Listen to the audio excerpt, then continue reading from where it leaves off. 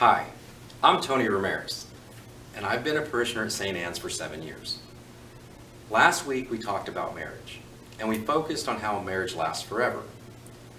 Another characteristic of spousal love is that it is full. It includes every aspect of life. The Catechism calls it the whole, the partnership for the whole of life. And the way we do that is by starting by living the commandments. But God asked us for more than that, so He asked us for vocations. But why give your whole self to God? And what does that mean anyway?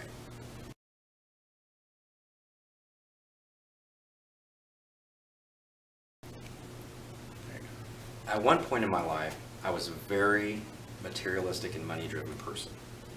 That's all I cared about. What I could buy, what I could get, how I looked, the clothes and all that.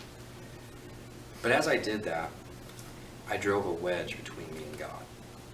It didn't matter if I went to church that weekend, I could make it up the next weekend and go to confession.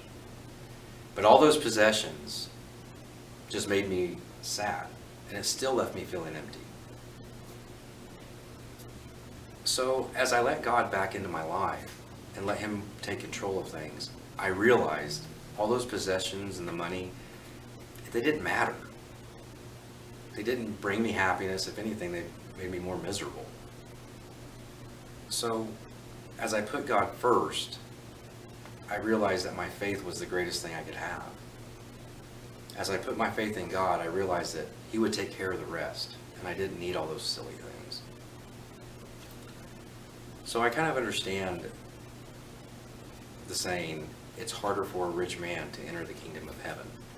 It is, because those possessions will make you sad. They don't solve anything. Jesus led the disciples to a life of poverty, which was actually quite natural for them. He didn't bargain with them or offer them any type of reward to follow Him. But today in the gospel, you're going to see how they're actually kind of shocked of how they got there. But how do we get there? How do we make a decision to leave things behind and do it for God? Do it for the right reason. Making a decision to seek God first.